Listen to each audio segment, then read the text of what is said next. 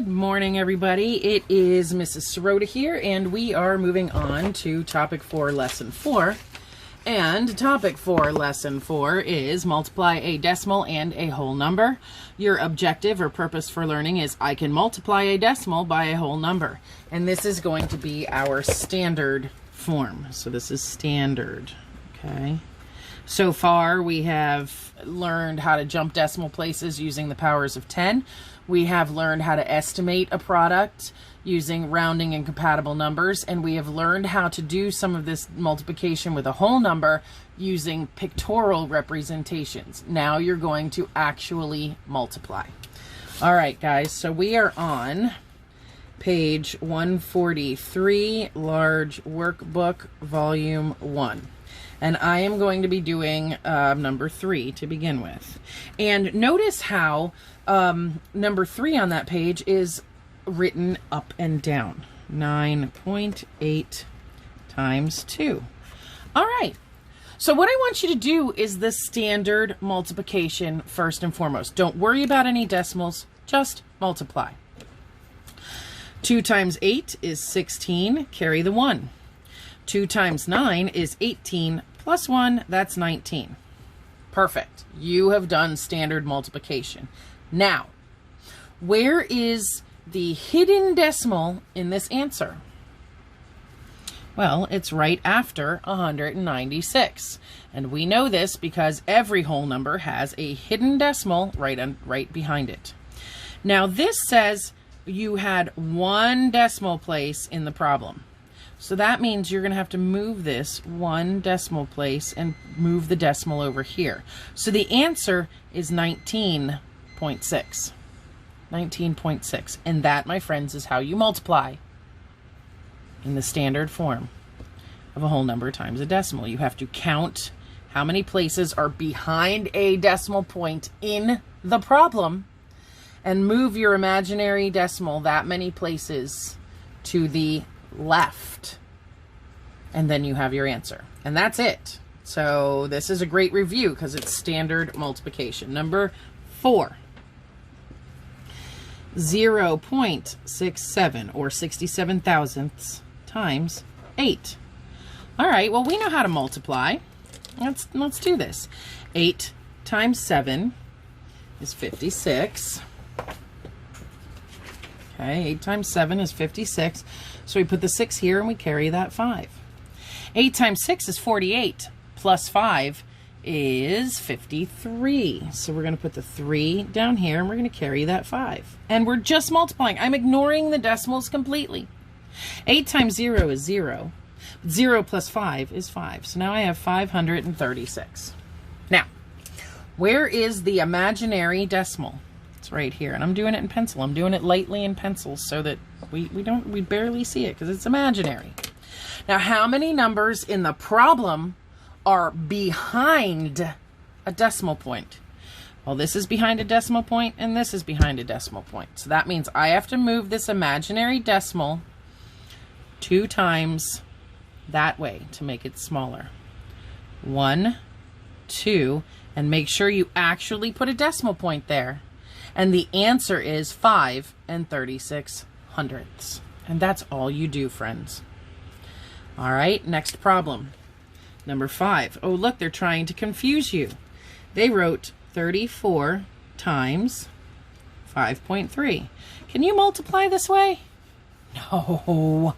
No, you can't, so rewrite it. 34 times 5.3. All right, now we got some 2-digit multiplication happening here. I'm going to get my colors going. Okay, 3 times 4 is 12. We put the 2 down here, we carry the 1. 3 times 3 is 9, plus 1 is 10. And then this goes down here. That carries your tens place. Or I mean your tenths place, the smallest digit here. Now, 5 times 4 is 20. Put the 0 there, carry the 2. 5 times 3 is 15, plus 2 is 17. And notice how everything is lined up properly. Now we add. 2 plus 0 is 2. 0 plus 0 is just 0. 7 plus 1 is 8. 1 plus nothing is 1. Now where is that invisible decimal? It's back here. Now, guys, the important part. How many numbers are behind a decimal point in the problem? Well, there's no decimal point here in front of numbers, but there is a decimal point in front of this 3. So I have one number behind the decimal place, which means I jump this one time and put the decimal there. Make sure I know there's a decimal. Don't be obnoxious, but at the same time, make it big enough. 180.2. That's it, guys. That's it. All right, number 6. Do number 6 right here. Number 6 is 4.6 times 21. Well, again, I can't do that math sideways. So I'm going to rewrite it. 4.6 times 21 and do the standard multiplication. All right, 1 times 6 is 6.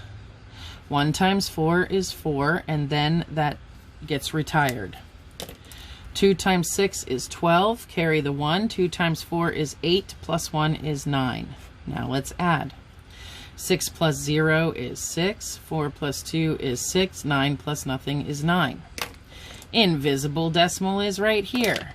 How many numbers are behind a decimal up here? 1.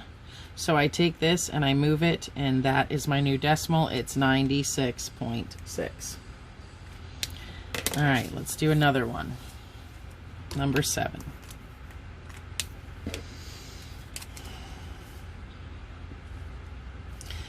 .6 times 15. And again, I can't do that sideways, so I'm going to take the time and rewrite it. 0.6 times 15. Okay. 5 times 6 is 30. Carry the 3. 5 times 0 is 0, plus 3 is 3. Retire that digit. 1 times 6 is 6. 1 times 0 is 0. We're adding these. That's 0, that's 9, that's 0. Where is the invisible decimal? Well, right now it's sitting right here. How many digits are behind a decimal place in the problem? There's only 1. So I'm going to move this over here. The answer is just 9. It's just 9. Okay, just 9. All right. Last but not least, number 8. It's 55 times 1.1. Again, I don't do that in my head. I'm not that good. Doubt you are either. So make sure you write it this way and do your math. Okay. 1 times 5 is 5. 1 times 5 is 5. Retire that 1. 1 times 5 is 5. 1 times 5 is 5. Let's add these together. 5 plus nothing is 5. 5 plus 5 is 10. Carry the 1. 5 plus 1 is 6. Invisible decimal. Sitting over here waiting to be moved. How many places, how many decimals behind a point? Or how many numbers behind the point? 1. So you only get to move this once. The answer is 60.5. All right, guys, good luck with this. Your practice is page 143, large workbook, volume 1.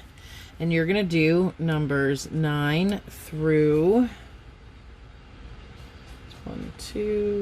9 through 15. Odd. So that's only 4 problems, 9, 11, 13, and 15. All right, and then once you finish that, you'll move on to Savas. If you have any questions further, you're going to visit your teacher during math group and or during office hours. Good luck to you all. You'll do amazing.